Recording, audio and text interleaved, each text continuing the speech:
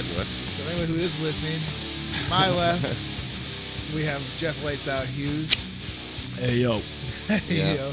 He is a MMA heavyweight champion, but he's also a long-time, lifelong wrestling fan, and he's joined us today. Yes, sir. To talk a little wrestling, man, and I'm excited because Jeff also first cousin, close as a brother, and but we have different opinions on things in pro wrestling and everything else in life. And hopefully we can keep our debates verbal, because if it involves fisticuffs, I am losing, and I hope it doesn't Me get too. to that point, but it might. and my bookings will probably go down, but that's okay.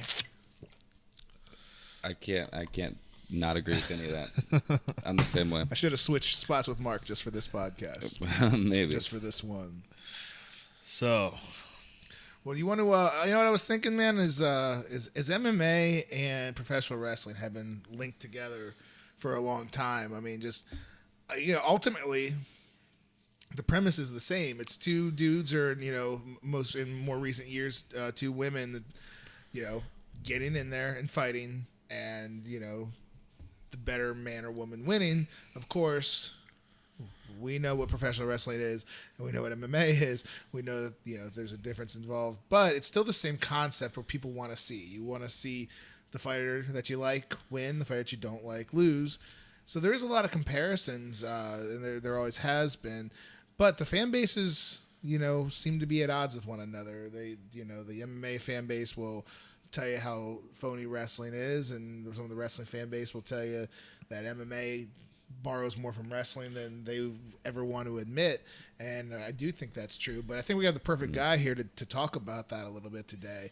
So, Jeff, you're wildly successful right now in MMA. You're doing great, but you grew up a wrestling fan. So, what do you take anything from wrestling into your MMA career? And obviously not the physical things that will not get you very far. Yeah. If he tries to powerbomb, powerbombs do work in MMA. We've seen it. and one Walls of Jericho has worked. One Walls of Jericho has Yes. worked. If you try to tune up the band with a super kick in the octagon or in a cage, it's not going to get you very far. But what from professional wrestling do you think? What kind of parallels do you think there are? First and foremost, I consider them both in the same category as a combat sport. I think they are.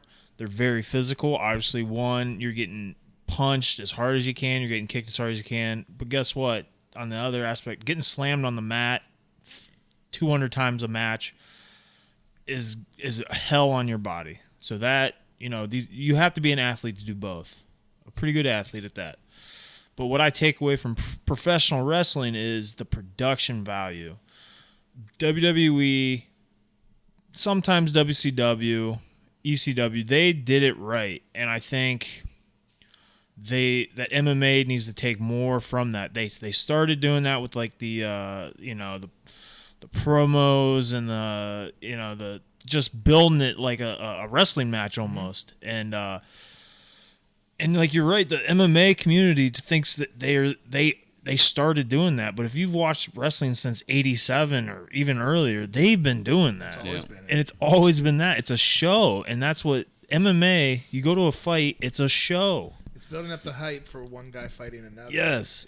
Yeah. And they need to just get those bad thoughts out of their head. Like, we're nothing like each other, and we are so much like each other. We're 95% like each other. Mm-hmm.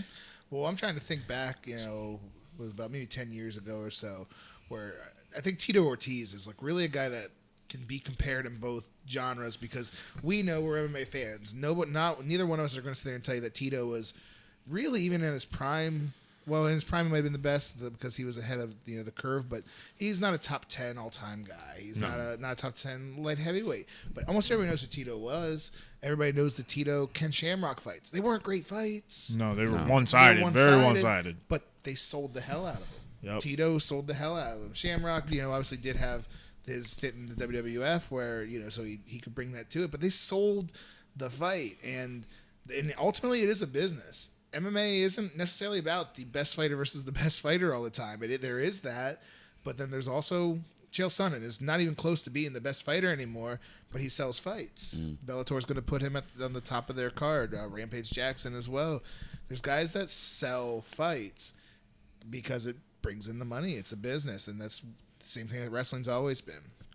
Nobody would ever say Hulk Hogan was a better wrestler than Ric Flair, but No. Hulk Hogan sold tons and tons of tickets. Hulk Hogan versus Andre the Giant was such a marquee matchup, and it sold the tickets, not because they were the two, I'm doing air quotes for our audio fans, the two best, but they were the biggest names. They could sell them, the individuals.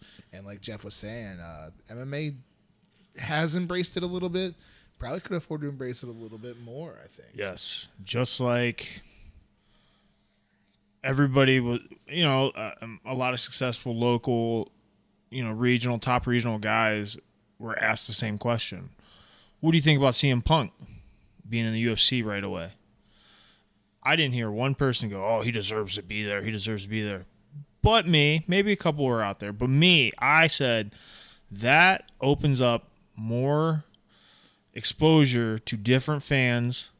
And if he goes in there and gets his ass kicked, which he did, it still brings that this different fan base, and then it's like, okay, then that guy, he's very good in the ring, and you see him in a cage, and you go, oh shit, this is different a little bit. Yeah. But for him not to deserve to, it is a business, and it'd be great if more people came over and tried it. You want as many eyes on the product as you possibly That can. is So all yeah. If it was 100 people or 1,000 people or 10,000 people that never had ordered a UFC show in their life, ordered it because they wanted to see what CM Punk did, and then maybe you got, 5-10% of those people to go, I never really watched this before, but I like it. This is cool. Any sort of exposure is good exposure. And you talk CM Punk. Brock Lesnar didn't get that same backlash because he was a legitimate NCAA wrestling champion. There's so many good wrestlers that go into MMA and didn't have the success that Brock did. Brock is a different beast. But the reason why Brock is a top draw, and always was, made tons of money there, brought in those wrestling fans. Absolutely did. They wanted to see how he did. The people who hated him wanted to see him get his ass kicked. Yep. The people who liked him in wrestling wanted to see him succeed. But you tuned in. You tuned in to see what would happen. I think the same thing happened in reverse too with the Ronda Rousey. Oh, absolutely. Like a lot of UFC people that probably talked shit about wrestling probably watched WrestleMania. For those same reasons. Yeah. Either you're a fan and you want to see her succeed, which in MMA, personally, I wasn't a fan. But, man, we talked about it on an earlier pod. How amazing was that match? Yeah. She was great. So if you're a fan of hers, you want to see her succeed. I think that match stole the show. For sure. Absolutely. It was great. It was For sure. It was that was fun. And Ronda Rousey's a huge name with women, especially now too, which in both sports is growing. Women's MMA and women's pro wrestling is bigger than it's ever been. So her and her star power bringing that along, and like you, that's the reverse. She brought her star power from MMA into wrestling, some legitimacy, if you want to call it that. I don't think today in 2018 anybody still thinks, well, she's an MMA fighter, so her going to pro wrestling, she's going to be real, and they're not. Like, no, it's part of it. But the way that she incorporated it in, I thought was brilliant, and I'm excited to see what she does next. No, works for me. Yeah, She's getting a title shot, right? Or has that already happened? Yeah, Money in the Bank next month. Yeah. Yeah. Do you think it was a kind of a too soon of a... Shotgunned it? Yeah. Maybe. if they're trying to make her like the female Brock Lesnar, I guess it makes sense. But I don't think she is the female Brock Lesnar. Not to me. Well, not yet. But Brock started in wrestling, was awesome. Oh, he was phenomenal when he first started. Then went to MMA and was a UFC champion. Yeah. So he had a ton of success. So his brand in both is bigger than what Ronda Rousey's is, because Ronda hasn't had any experience so far in wrestling. Well, except for the one WrestleMania match, which again was great. Yeah. And they're treating her like a precious toy right now. You're gonna do everything you can to shine her up and make her look as good as she possibly can. But that being said, she's taking that opportunity and so far doing well with it. No, I agree. Man, so that's Jeff and I were talking before we started the podcast too. When we talk MMA and pro wrestling, most of us longer fans, we know Ken Shamrock. Ken Shamrock got advertised World's Most Dangerous Man. Yeah. They even had him do a shoot fight with Vernon Tiger White. Do you remember that? No, I do not remember. They had that. Vernon. Wasn't that one of his students? I think. From Oh Lions yeah, Den? yeah, Lions Den Well, guy. he beat the crap out of him on Raw one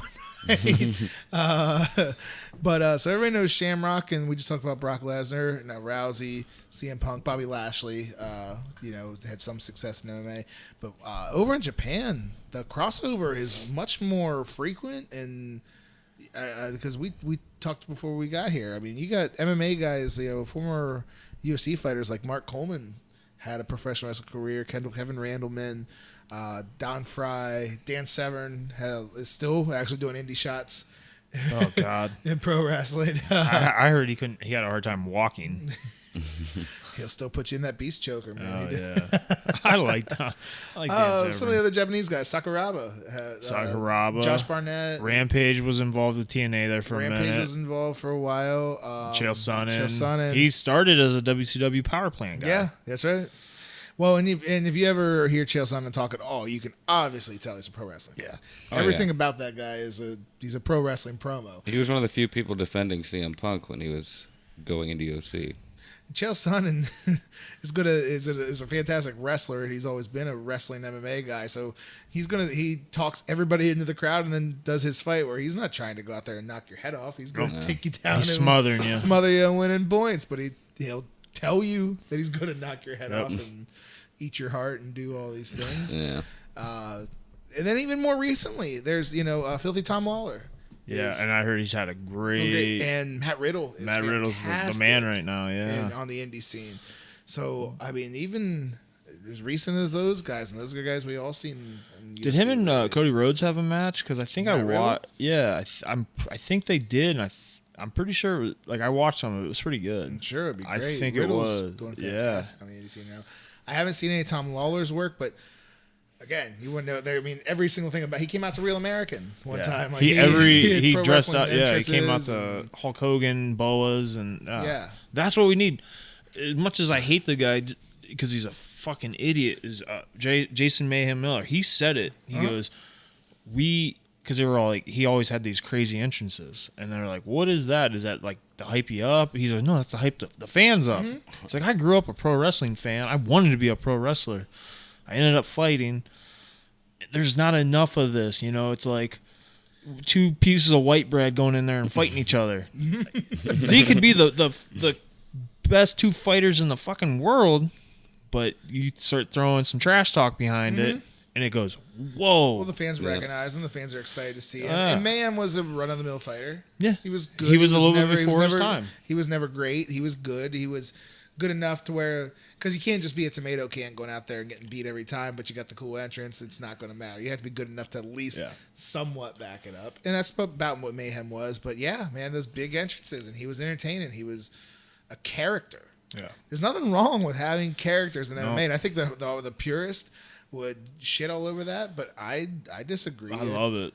Especially I wish I had if a you little. can back it up. I wish I had a little bit more charisma because the guy I just fought, man, that guy was full of charisma. Yeah. Crochet And stuff. Yeah. Well, they watching that on TV, they definitely portrayed him as the babyface. Oh, yeah. Look at this Sure. good guy with his crocheting and da da da da da. Yeah, and you turn it up a little bit, Chael Sonnen style. You could have been Oh, I could have been the ultimate super heat. duper Yeah. heel. Yeah. As soon as you get on the microphone, be like, "How about them Eagles, huh?" Well, and then you've got Missed like opportunity. It wasn't this opportunity. you've got like Rose Namajunas, who her thing is not talking trash and being nice to people. Even that is kind of like her gimmick. It's a gimmick. It's kinda still. cool. Yeah. So I mean, kind of like it. Yeah. It's a even the gimmick purists still. who is like we don't want that sort of thing. Well, some people do. So like those will be your people, like Yep. the Rose Namajunas. Then you got Conor McGregor that can hang with the best on the mic. He might be the best on the yeah, mic. yeah. You know. I can't believe we talked pro wrestling and MMA this long without bringing up McGregor. Yeah. 'Cause he's, It I was mean, bound to happen. he is the one who's really brought it to the fore. I mean, all the way they dresses and the way that he walks, like if there are cameras on him. He walks like Vince McMahon. Yeah, He calls it the Billy Walk. Yeah, he does it on purpose. Why wouldn't you? Every last bit of you, your name is a character, and here's a guy who got himself a multi-million-dollar boxing fight with the best boxer ever because he's a character and a name. Yeah. You know, I mean, that's And he has the fucking talent to back it up. Right. That's you can't just go out there and be a character. But if you don't also have to be the best, the greatest of all time, because Conor McGregor is not the greatest of all time. We probably can agree on that. Mm-hmm. He's a hell of a fighter. If he gets back into fighting, maybe goes down as top 10 best in the world. But there's never going to be another fight that I won't buy because if Conor McGregor's in it. Mm-hmm. And money. He's money. Yeah. He's fucking money. It's entertainment.